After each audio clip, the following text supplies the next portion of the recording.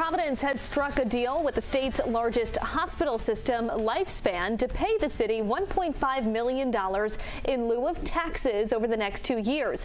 The tentative agreement has been nearly a year in the making. Target 12 investigator Alexandra Leslie spoke with Mayor Brett Smiley about the deal, which still needs to be vetted by the Providence City Council. She joins us now live in studio with more details about the 3-year agreement. Alex? Providence City Council President Rachel Miller, who has been critical of the negotiation, says the $1.5 million payment is just the start.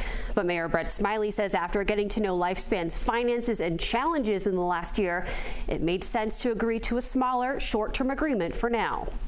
A payment in lieu of taxes or pilot agreement between Lifespan and Providence has been a long time coming. For the first time in the city's history, an actual written, signed, and hopefully soon to be ratified pilot agreement with our largest hospital group. That has never happened before. Lifespan hasn't made any voluntary payment since 2021.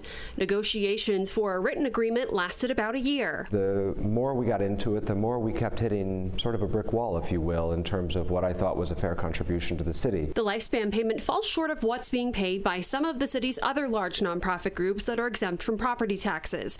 Last year, the city's 4 private colleges agreed to pay Providence more than $220 million over 20 years.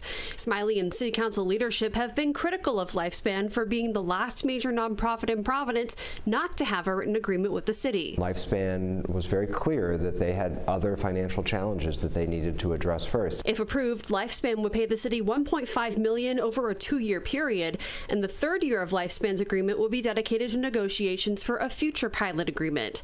Smiley says he's hopeful that deal would be a longer-term one. It is a huge distraction, and it is very difficult to plan with these short-term agreements. I don't think we want to be doing this every 2 years.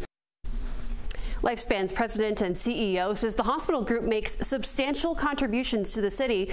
The new deal requires the hospital group to quantify and keep track of those contributions throughout the year.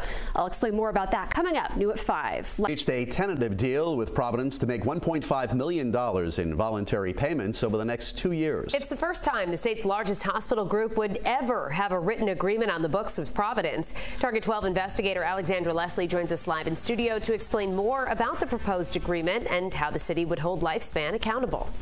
Well, Mayor Brett Smiley says the city is also asking the hospital group to make $50 million in contributions to the city each year and to document what those are. Smiley says that's also to help future negotiations, which could start as soon as 2027.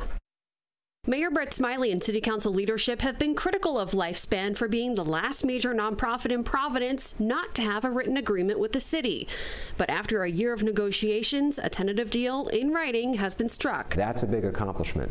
That's something that the institution, that the hospital, pushed back against hard. And I think were we not to have been so insistent that every large nonprofit institution in the city of Providence needs to have a written pilot agreement, I'm not sure we would have gotten one today. The deal calls for Lifespan to make $1.5 million in payments in lieu of taxes to Providence over the next 2 years.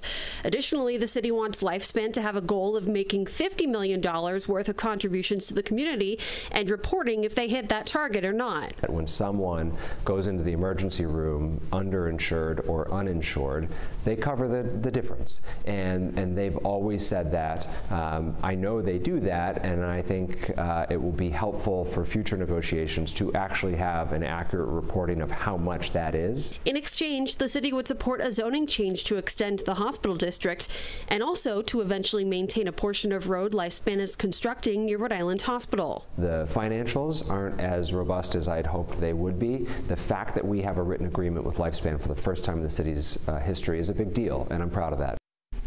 Now, the City Council still needs to vet the agreement. It's being introduced to councilors at their meeting coming up this Thursday night. Live in studio with the Target 12 investigators, I'm Alexandra Leslie, 12 News. Meanwhile,